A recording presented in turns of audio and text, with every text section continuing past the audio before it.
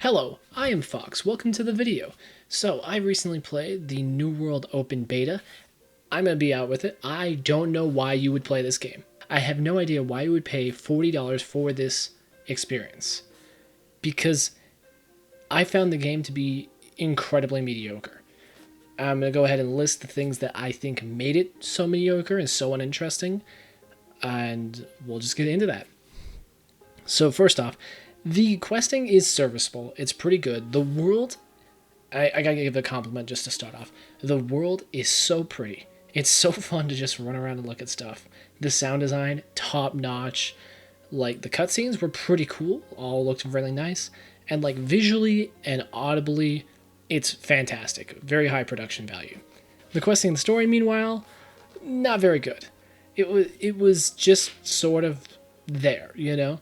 It wasn't really bad. Like, the voice acting was good because all the quests are fully voice acted, which I appreciate.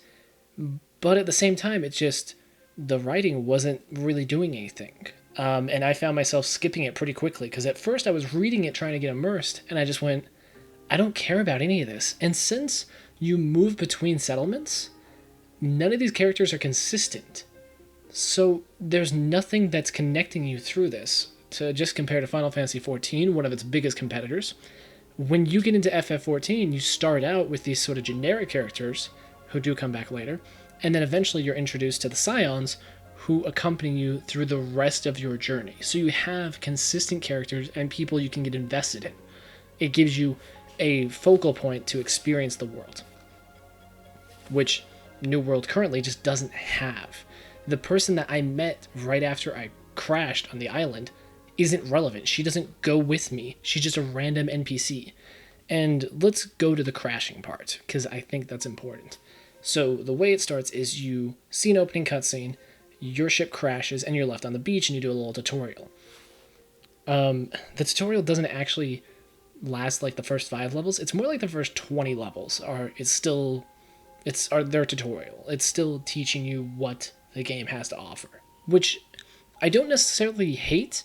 I like a slow start in a game. I like taking my time, exploring the world, getting immersed, and learning slowly and letting the game just show me what's up.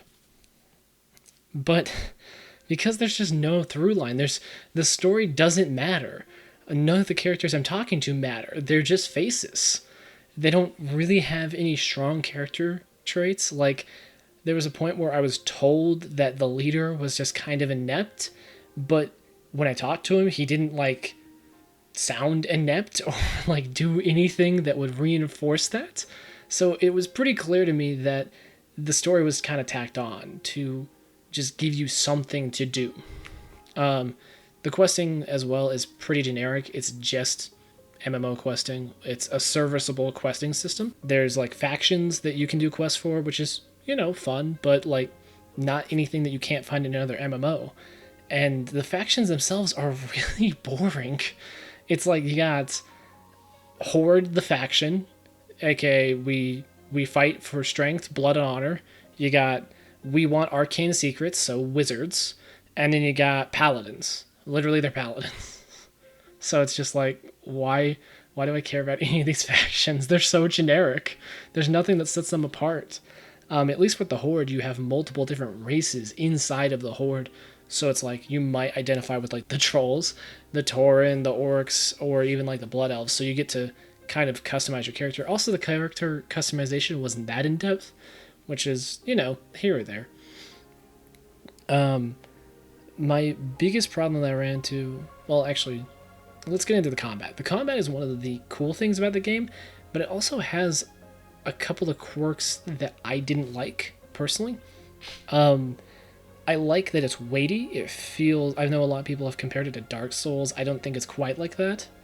But I think that the combat's fun. I like that things have heft to them. It feels like you're swinging your sword. It less like your movements have a bit of commitment to them. That's all very fun. And the limited skills where you switch between 2 weapons, that system is pretty fun. It's good. One thing I don't like is that the buffs from one weapon don't cross over if you switch weapons. So there's not a synergy between your 2 weapons. You really are just switching stances completely. So you basically use one weapon for a bit, and then once everything's on cooldown, you just switch to the other weapon, which doesn't feel amazing. So I had a berserk on my hatchet. I kind of wish I could activate that, taunt all the enemies around me, and then go into my sword and shield, maybe pop another cooldown, get a big DPS and defense buff, and then go into like attacking or tanking or whatever. Because I feel like that would give the combat a lot of nuance, a lot of strategy, where you could choose like what buffs you wanted, or if you want to stun here. But since when you swap back and forth, you lose all buffs and any like passive things, that isn't really something you can do. I'm gonna do a lot of comparing between MMOs here, but that's something that Guild Wars 2 does, where your other weapon actually matters because you can synergize it with your two weapons actually work together to make what your class is doing, which is so much more interesting to me and adds depth. And as far as I know, this wasn't always this way. I think they actually made that change. You can fact check me on that. I'm not sure if that's correct or not. Aside from that, combat's pretty cool. I didn't really experiment with a lot of weapons. I kind of just went for my normal tank thing because that's what I like to play, which it makes it a little difficult to experiment because you have to completely respec because all of the weapons scale with different attributes. You can respec for free before level 20, which is nice, but it is a little bit of a pain if you want to try out like a dex weapon and you've been spec'd for strength. It is a bit of a pain if you want to try out like a dex weapon and you've been spec'd for strength because you have to go completely respec your points, maybe retry the other weapon that you were using, like try something new in that slot because it won't work anymore, you just won't deal damage.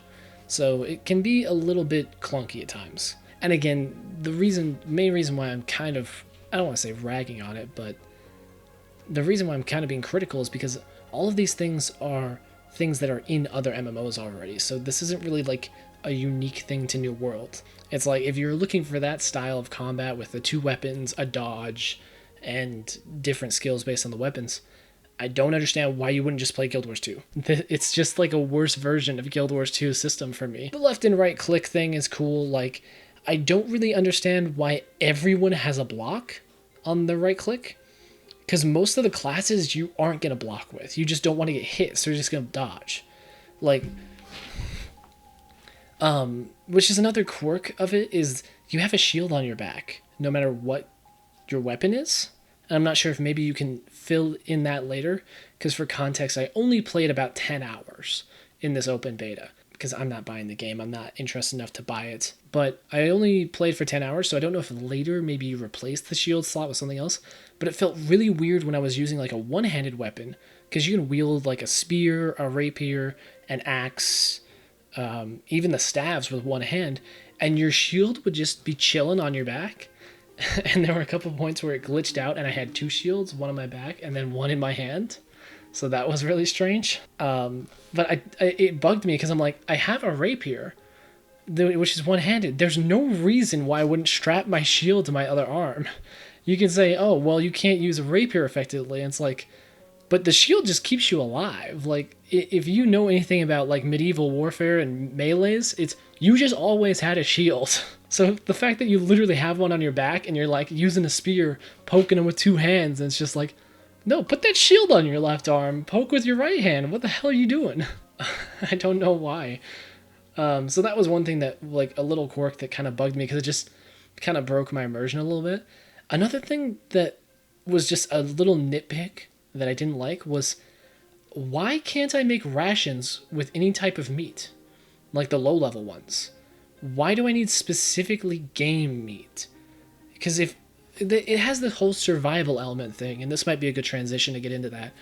You're kind of supposed to explore the world and be out in the world, and it's supposed to be like these long journeys where you set up a camp and you can like make food at your camp and set a new respawn because it takes a while to move around, which is fun. But like, if I'm surviving in the wild, why the fuck would I make a ration out of a specific meat? If I'm just making food for sustenance and like it's the lowest level healing food that doesn't heal you that much, you're just gonna stick some shit in a pot and cook it. I don't understand why the low level recipes are like that. Just have it be meat, and then when you get to the higher level of recipes, where you start to have to cook more stuff and put in more effort, then have specific meats. I don't know why it was like that, because I felt like I had to go out of my way from adventuring to go find specific type of meats. And that's really hard to do because the skinning and tracking skill doesn't actually track any of the mobs until level 25, which takes a good amount of grinding to get to. So for the first little bit, you're just running through the wilderness, hoping you run into animals because you have no way to know where they might hang out, because the animals aren't like coded to hang out near water.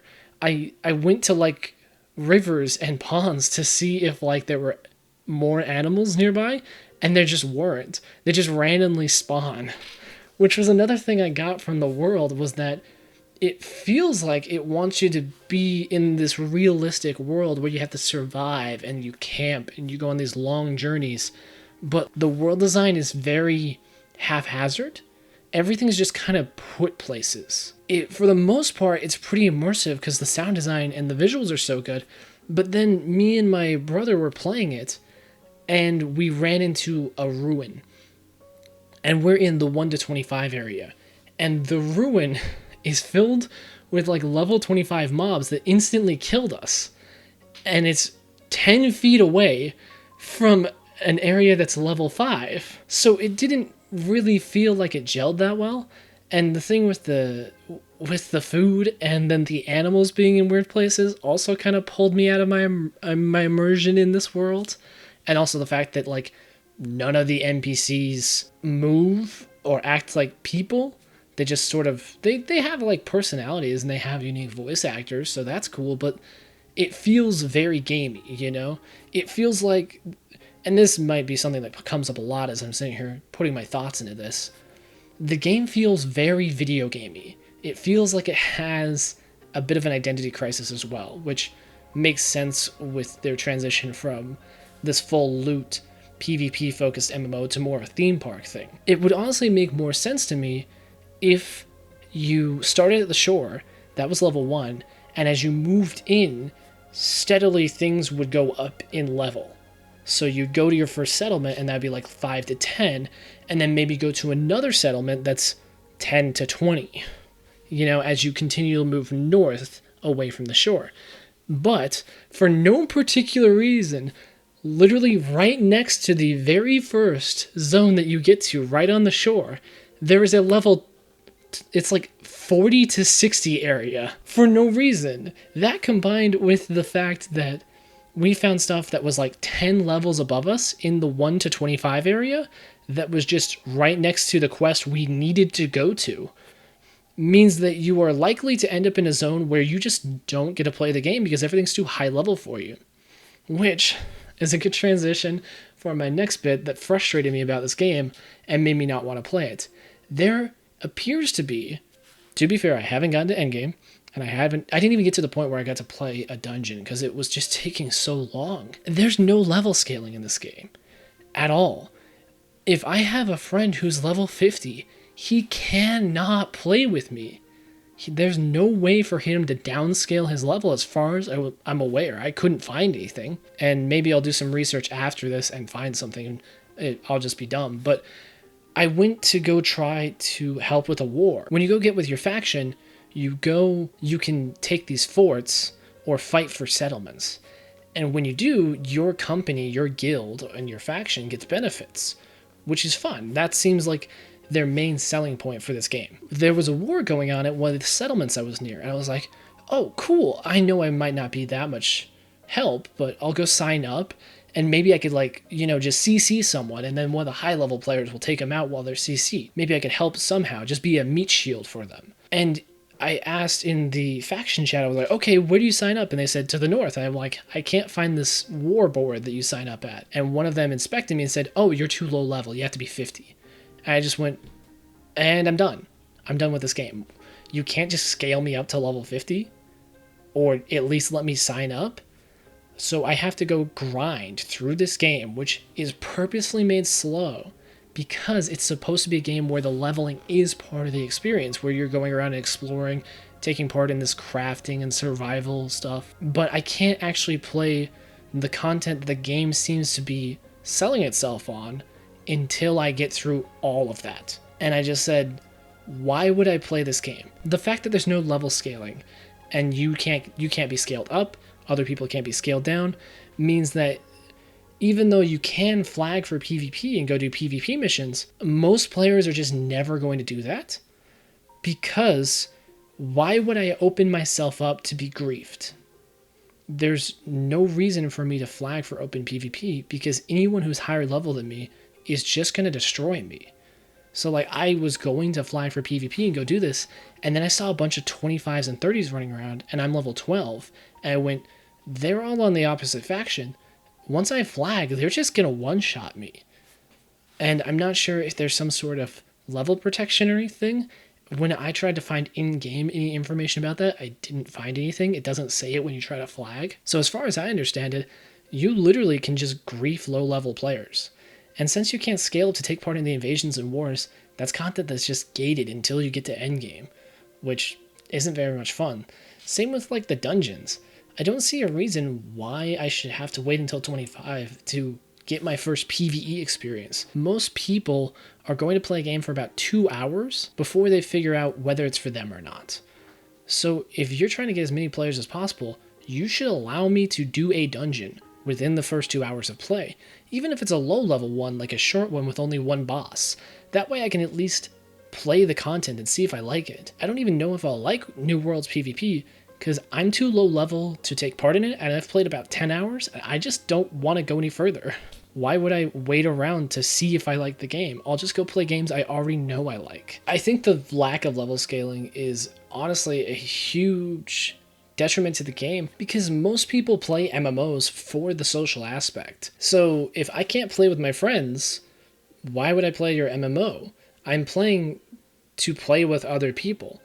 If I have a level 25 who helps me kill a mob and me and that player start chatting and then I add them and I want to go adventure with them, it's just going to end up with them carrying me, which isn't really that much fun. If they could scale themselves down to my level, like people do in Final Fantasy or the way Guild Wars does, then it makes it a lot easier for people to group up and make friends. You know, half the reason why people play MMOs. It's like, you look at World of Warcraft where they've got this system where you have to level all the way to endgame or just skip endgame really to do anything with your friends, and it's antiquated. It's a terrible system. Unless your game is designed around that and has stuff to do at every level, then there's not a lot of reason to do that. It's kind of like if you're making an old school game, I can understand why you would go with that system. But if you're trying to make a modern MMO, there's just no reason to not have level scaling, especially with the production value that New World has. Speaking of playing with friends, aside from the PvP, one thing I was kind of looking forward to was trying dungeons, which in the previous early access, beta, alpha, whatever you call them, it's like, this was called a beta, but really beta is just like a promotional thing now. In the previous ones, I saw dungeons. They had added in instance dungeons and world bosses, and I was excited to see what they would do with them because I'm definitely a PvE player. I really enjoy challenging raids and dungeons, and I was kind of disappointed I didn't get to play them, but I did go look up some runs and some other content creators running dungeons. Currently there's no endgame raids. Pretty disappointing. I feel like there's not going to be a lot for PvE players to do at endgame. It's like you're going to be able to kill high level mobs, I guess, and do crafting things. And the dungeons themselves that are in the game and the world bosses, from what I've seen, I may be wrong, of course, I never actually got to play them because I didn't want to put in the time to get there. It was a bit of a grind and I was already kind of bored with the game. The dungeons just seem to be like a kind of Zergid or a tank and spank. You just sort of run through. It didn't really seem like there was a lot of strategy, not really a lot of mechanics that would actually challenge you or even kill you. I just saw people just like tanking the boss as it charged around. So that didn't really seem like there's much to it, which was a bit of a turn off for me and didn't really make me want to continue going through, combined with the fact that I also couldn't take part in PvP, which is one of the sins of MMO design. I don't understand why we have this notion with MMOs where you can't space the content out where it all has to be at endgame. It really feels like something that people have stolen from WoW, and I should say developers have stolen from WoW. And it wasn't even really a good design choice when WoW did it. They just kept doing it because WoW did. I do want to say that the crafting seems pretty interesting and pretty in-depth, but I couldn't really find a reason to craft things at low level. Most of the stuff I was getting from the quest rewards was as good, if not better, than what I could craft. So it was another one of those things where I'm sure crafting is really good at endgame, but at least at low level, it seemed pretty pointless to actually invest time in crafting. And honestly, I feel like that sums it up. It's another MMO that is weighted towards getting you to endgame. Then the content to get there doesn't seem particularly interesting, at least from a first impressions, which I got to just before level 15, before I decided to stop playing. There's not a lot that's really interesting or unique that will keep an MMO player playing New World until endgame at the moment. I think if you haven't played an MMO before and you aren't really used to the way that they function, I think this game would have a lot for you. Because as a first MMO, I think there's a lot here that would get you into the genre. It has a good tutorial, it shows you how to do everything, and for someone who's not played an MMO before, I think the questing and running around the world would be interesting because you've never experienced that type of thing. But for someone like me I'm playing 3 MMOs right now. I'm playing Albion, I'm playing RuneScape, and I'm playing Final Fantasy XIV. It's just I've seen this all before, and there's nothing in this that's interesting enough to pull me away from those games. And I mention that because Amazon is directly competing with those games for your time and money. And they need to realize they can't just release a mediocre experience. To pull someone away from a game that they put hundreds, if not thousands of hours into, which a lot of MMO players do with their main game, you need to have something that's really new and fresh and really interesting. You need to hit it out of the park. And honestly, at this point, I don't know that New World is that.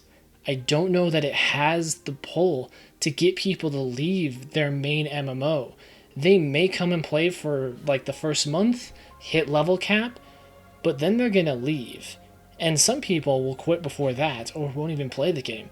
I don't see myself buying this game. Even if all my friends were playing it, I'm not gonna invest $40 into an MMO that I'm not gonna play. There's plenty of free games that have more content that I'm interested in throughout their experience, not just at endgame. I wouldn't be surprised if this gets delayed again, because it needs more work. And there's other issues that I could go into, like I don't like the factions. Factions are just going to become imbalanced. Even if you can swap between them freely, people are just going to stick with the one that's the biggest. Flagging for PvP is kind of a mess at the moment. I don't know why it doesn't just scale you to max level so that you can't be griefed or anything like that. There's a lot of design changes that I think they could work on, like implementing scaling, letting you access content at a lower level so you can try it at least, even in a limited fashion. They would have to delay it to implement those features. And I wouldn't be opposed to that personally. I'm sure people really want to play this game now because they've been waiting so long, but it's confused and a bit of a mess. And it's not horrible. Like, I had fun playing it. And I think if it was a free to play, I wouldn't mind necessarily running around and just slowly leveling up in my downtime. But to pay up front, I don't think I ever would. It's just not worth it, at least for me. But I'm curious to see what other people are feeling like about New World, so if you enjoyed this video and you want to let me know, just go ahead and leave a comment. I love MMOs, and that's most of what I'm going to be covering, so if you want to watch more videos about MMOs, subscribe by all means. Thanks so much for watching. Bye-bye.